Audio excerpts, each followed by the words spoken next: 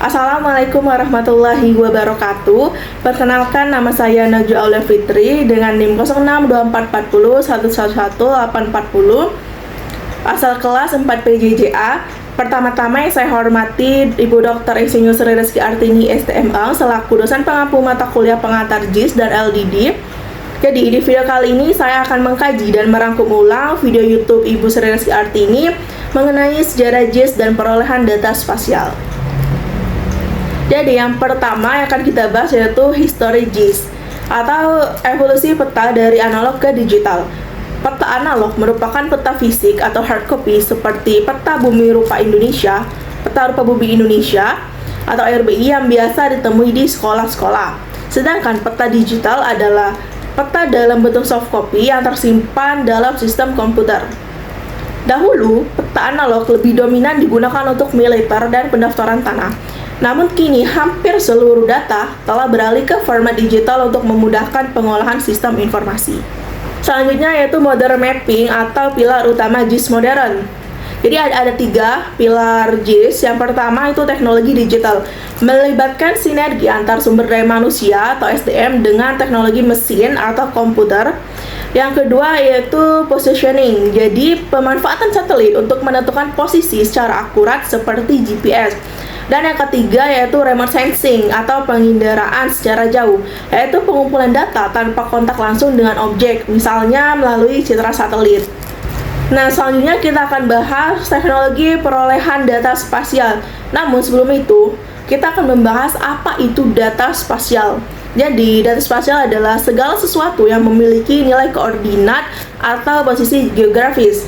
Sekarang kita masuk ke teknologi perolehan data. Jadi di sini ada 6 teknik perolehan data. Yang pertama itu adalah sistem satelit navigasi. Pemanfaatan satelit global seperti GPS, GLONASS, Galileo, dan Kompas yang dapat diakses publik untuk menentukan posisi secara akurat di mana saja. Yang kedua yaitu dengan perangkat total station. Jadi penggunaan alat ukur yang mampu menghasilkan data koordinat 3D di lapangan dengan cepat dan tentunya presisi.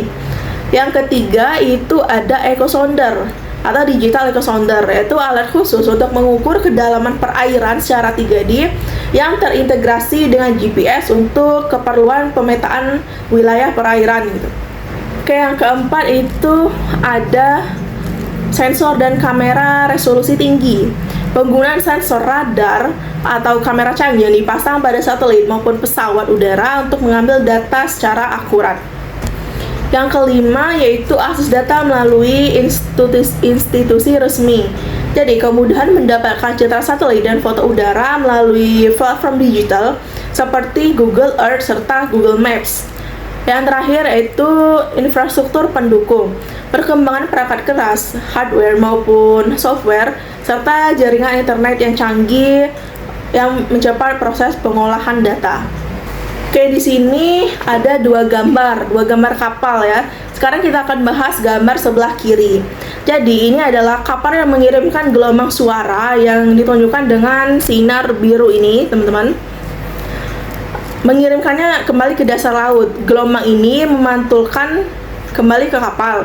Dari waktu pantulan tersebut, sistem bisa menghitung kedalaman serta bentuk permukaan dasar laut. Nah, metode ini disebut dengan echosonder atau multibeam sonar. Nah, untuk gambar sebelah kanan itu menunjukkan hasil pemetaan dalam bentuk potongan melintang. Jadi gelombang suara itu menyebar ke bawah seperti kipas lalu menghasilkan gambaran kontur laut. Jadi intinya kapal itu tidak bisa melihat dasar laut secara langsung gitu. Jadi kita gunakan gelombang suara untuk mengetahui kedalaman, bentuk, serta topografi bawah laut untuk memudahkan kita survei, perencanaan pelabuhan, pelayaran, dan konstruksi di bawah laut lainnya. Nah, sekarang kita akan bahas LIDAR. Jadi, LIDAR itu apa sih? LIDAR adalah sistem pemetaan yang bekerja dengan 3 komponen utama. Yang pertama yaitu sinar laser. Jadi, pesawat menembakkan ribuan pulsa laser ke tanah dan mengukur waktu pantulnya untuk menghitung jaraknya. Yang kedua yaitu GPS untuk menentukan posisi pesawat di udara. Jadi untuk menentukan posisi tepatnya secara presisi pesawat tersebut. Dan yang ketiga ada IMU atau Inertial Measurement Unit, yaitu mengukur kemiringan dan posisi pesawat agar data laser tetap stabil meski pesawat itu berguncang. Selanjutnya yaitu Light Detection and Ranging, atau kita bahas tentang teknologi LiDAR. Nah, LiDAR menggunakan pesawat yang dilengkapi dengan 3 komponen utama, yaitu GPS, IMU, serta laser scanner. Nah, kelebihannya yaitu mampu menghasilkan model 3D atau DEM Digital Elevation Model dengan resolusi yang tinggi, mencakup wilayah luas dalam waktu yang singkat. Nah, penggunaan LiDAR ini sangat efektif untuk wilayah luas atau medan yang sulit seperti gunung, bukit, lembah gitu. Namun, biaya yang dikeluarkan untuk penggunaan LiDAR ini relatif mahal dibandingkan pengukuran konvensional. Nah, di sini ada 2 gambar LiDAR, yang sebelah kiri itu Light Detection and Ranging, dan yang sebelah kanan itu teknologi di dalam LiDAR. Kita akan bahas yang gambar sebelah kiri.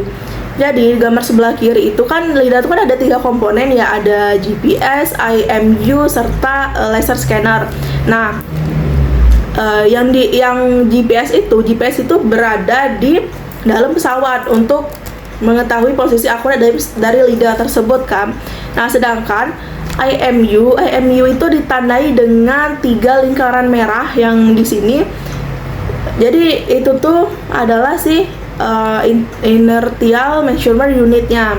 Sedangkan laser scanner itu visualnya itu ditandai dengan yang segitiga biru ini.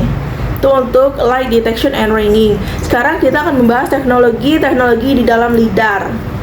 Jadi bisa kita lihat pada gambar sebelah kanan. Gambar ini menunjukkan teknik operasionalnya. Nah, pesawat itu terbang dengan ketinggian 1.200 meter. Nah, laser itu menyapu permukaan tanah dalam pola zigzag. Lebar sapuannya itu bisa mencapai 650 meter. Akurasi vertikalnya itu sangat tinggi hingga mencapai rentang kurang lebih 15 cm. Selanjutnya ini adalah contoh jalur terbang LiDAR. Jadi ada 2 gambar di sini. Bisa kita lihat untuk memetakan area yang luas, pesawat harus terbang mengikuti jalur yang sudah direncanakan seperti memotong rumput. Gambar di sebelah kiri ini menunjukkan rute pesawat dari bandara menuju ke lokasi pemetaan agar seluruh area tertutup tanpa ada bagian yang terlewat gitu. Jadi supaya tidak ada yang terlewatkan. Nah, sedangkan untuk yang gambar sebelah kanan ini adalah hasil pemetaan dalam data.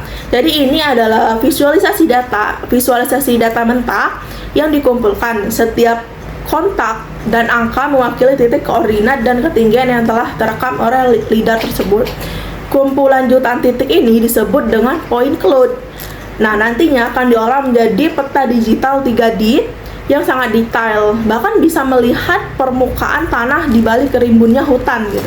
Oke, selanjutnya ini ada sistem satelit navigasi global atau bisa disingkat GNSS. Jadi ada 4 sistem satelit utama di dunia yang digunakan untuk menentukan posisi secara akurat. Yang pertama ada GPS. Jadi GPS ini tuh keluaran Amerika atau milik Amerika Serikat.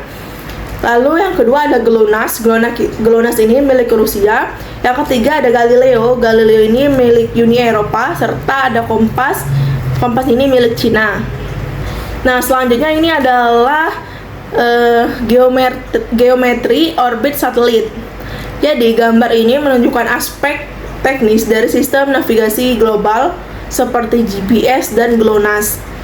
Jadi satelit bergerak dalam lintasan orbit elips di sekitar bumi untuk memastikan sinyal posisi dapat diterima di mana saja di permukaan bumi.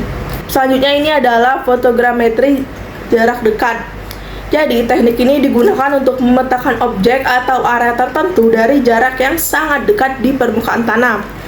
Prosesnya ini dengan mengambil banyak foto dari objek seperti bukit atau tumpukan material, lalu mengubahnya menjadi kumpulan titik koordinat atau point cloud. Ini bisa kita lihat poin-poin di sini, titik-titik di sini. Nah, hasilnya titik-titik tersebut kemudian diolah menjadi garis kontur untuk mengetahui bentuk fisik dan volume objek secara akurat. Nah, ini adalah foto udara. Nah, metode ini menggunakan kamera yang dipasang pada pesawat atau drone untuk mengambil gambar dari ketinggian yang lebih rendah dibandingkan satelit.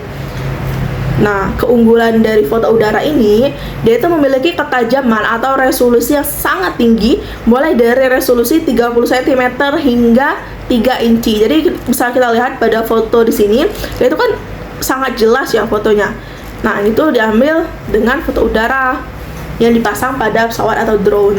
Nah, hasilnya ini tuh bakal sangat detail untuk melihat objek kecil seperti mobil di parkiran atau atap rumah secara jelas gitu.